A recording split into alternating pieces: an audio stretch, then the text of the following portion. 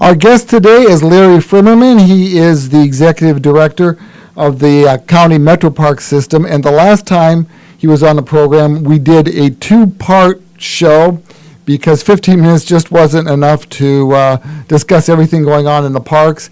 And we're going to do that again this time.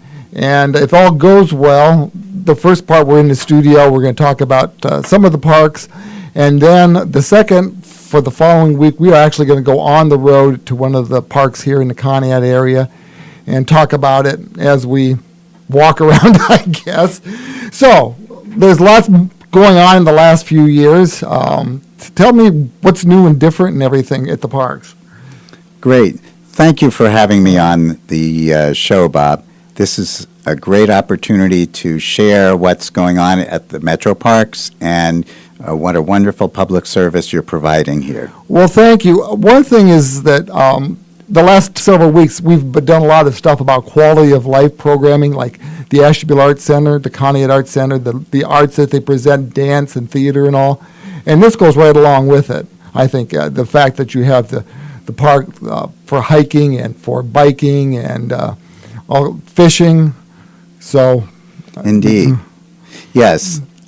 So, Bob, we have here in Ashtabula County a Metropark system that has grown from having essentially two open parks and a covered bridge, the Graham Road covered bridge, to a system that has 9 open parks. Will be opening a 10th, maybe 11th this year. Mm-hmm. And all of that growth has been since the park levy passed in November of 2014. It was a 5-year park levy. Right. And that is the funding mechanism that keeps Metroparks going. It provides for the maintenance and the ability for us to operate with a very small professional staff of 3 full-time employees and a couple of part-time rangers and a part-time seasonal.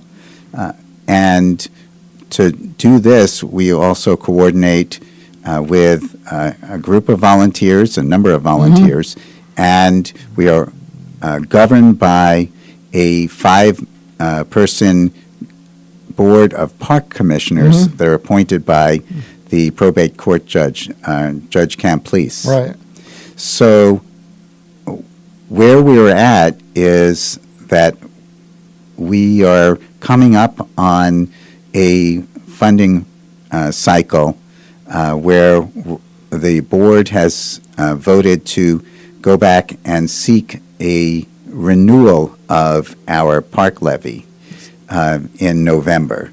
It's time, okay, and so that will this is just a renewal. Yes, it's just going to. It'll be the same $500,000. We're not asking for any more, and so it's just a continuation of what we have. We're not even asking for any more years, just a 5-year levy. Okay.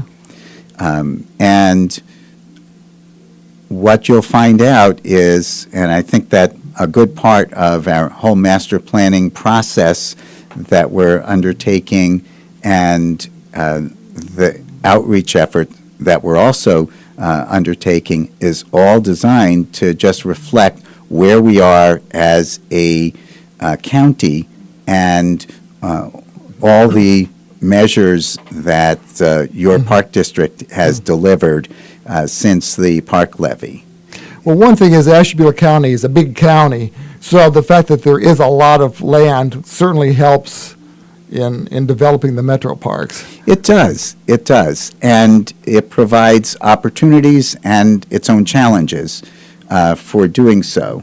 One of the things that we had promised during the levy campaign, which happened before I was here. Right. Because you were down in Cincinnati at the time. Yes. Is that the funds would be used to leverage grant monies and outside monies to come into Ashtabula County. And we have actually done that in spades. Just in the last few years alone, we've brought in $10 million of outside funds, state and federal funds predominantly, as well as a little bit of private money and then the funds from the CDC, the Right. Civic Development Corporation. And what we have done that with is essentially about $2 million of the public monies that we have then been able to use to plug back into our park system. Which has enabled us not only to grow and acreage-wise, but we've also been able to add amenities at all of these different parks throughout the county and provide services, programs, and amenities throughout the county. For example, our most recent park that we have just acquired and opened and will be developing is the Red Brook Metro Park, which is the former Harbor Golf Course That's right, yeah. in Saybrook Township, Right. Right by the Ashtabula Ashtabula city border. Right, and it's not too far from Kent State. And it's very close Yeah. to Kent State. And so that has 3 miles of hiking trails already established. And we have received notification that we'll be getting funds that will enable us to add a couple of miles of paved trails. Oh, excellent. That would be ADA accessible and compliant to be able to connect with the trails, the golf course trails that are still existing, but are harder to get to Yeah. because you have to go down some steep hills Right. in order to do so. And so this way, the idea is that we'll be able to make them accessible for all. We'll be able to start providing different amenities and benches and Restrooms. picnic areas and eventually restrooms and facilities there to be able to provide. And you know that Martini's restaurant is there. It's staying there, yeah. Yes, it is staying there, and for the moment, there are restrooms at Martini's, so when they are open, the restrooms are open. And then we will put porta-johns in for our normal use until we're ready to be able to add full bathrooms there. Right. The parks are all growing. We have added parking lots and trails throughout the county, both paved and unpaved trails. Here in Conneaut, there are a number of parks that have recently opened with new amenities at them.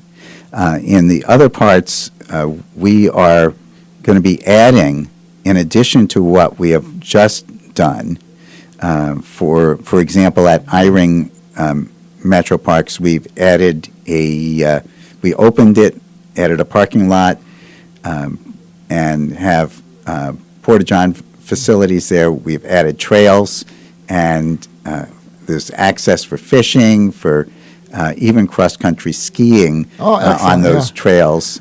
As we speak today, I'll be there this evening, so. Wonderful.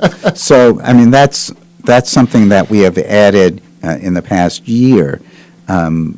We have been adding small amenities at Harpersfield Metro Park, with swings and picnic tables and benches and whatnot, to the facilities that we had already had there.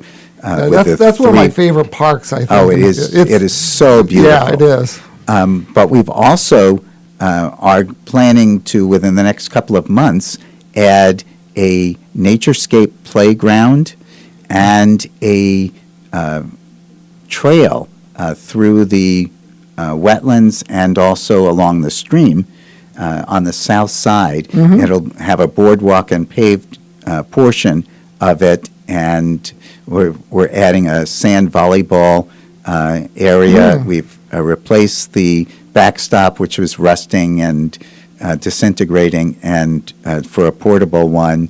And also we've added a trail to the waterfall area, did you know there was a waterfall on No. the north side, right off of the parking lot in the I'll northwest have to corner? look for that. Yes. I'm always looking for things to take pictures of. Yes, and it is lovely. Yeah. So we're adding those courtesy of both our park levy funds, which we've been able to use to leverage. We've also gotten a commitment from the Friends of Harpersfield, who have raised money Yes. to make a contribution towards the play area. But also, we were able to use both of those to leverage a NatureWorks grant from the Ohio Department of Natural Resources that'll cover about 40% of the costs.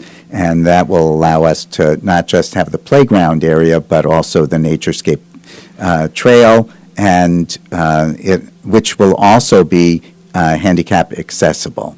And I think that's the idea, is that we're providing safe, clean, and accessible parks throughout our county system. Larry Frimmerman's our guest. He's the executive director of Metroparks. Is it easier to get grants now that you've received them and put them into action and has gotten results? I mean, is there a reputation there? Or? Yes, it certainly helps. Now, I have to say that our board members like Bob Best and Terry Berkey and others had been successful at getting grants before. The thing that was the most significant missing ingredient that we had going was that we did not have matching funds Right. to be able to use to leverage those state and federal dollars. The levy money is exactly what's needed to leverage those grants. And that's why we were able to leverage, $10 million worth of grants. And I also have to give a shout out to Western Reserve Land Conservancy, which has also helped us immensely in leveraging those grants and in helping to protect and acquire properties. So without those elements, we would not be the park district we are today and the one we have going forward. Well, I know that people from Erie County, Pennsylvania, Lake County, visit our parks and the Greenway Trail and all, and that has to bring in, help local merchants and that sort of thing as well. It does, and people using the trails, people who are coming to fish Conneaut Creek and Ashtabula River, as well as the Grand River, and Pymatooning, for that matter, are bringing in tax dollars by spending money on restaurants and hotels, or staying at Airbnbs, or Right. whatever lodging we are able to leverage here in Ashtabula County. Definitely It the- also connects that up with the covered bridges, the wineries, Right. and All the right around there. lakefront. Yeah, I was going to say that the Metroparks have made it easier for the fishermen. For a while there, it was just, you park along Route 7, you go down and fish, then you go back to Youngstown, without spending any money or anything. Indeed. So, and to have parking and restroom facilities throughout the county is just a key ingredient in that. And providing places and venues to hike, people who want to provide programming for that. One of the latest hikes that was led by one of the herbalists, Yeah. Leah Wolf, she had 45 people on the hike. That's pretty good. Yeah, and that was here at Hatch's Corners. We have to end it. We're going to continue next week. But is there a website that people can go and look at where all of the parks are and everything? Absolutely, Bob. Yes, it's www.ashtabulametroparks.com, so it's plural.com. And just know that also the master planning meetings are coming up. There is one on We are out of Thursday. time. Okay, but we'll talk about that next week. Larry Frimmerman, thank you.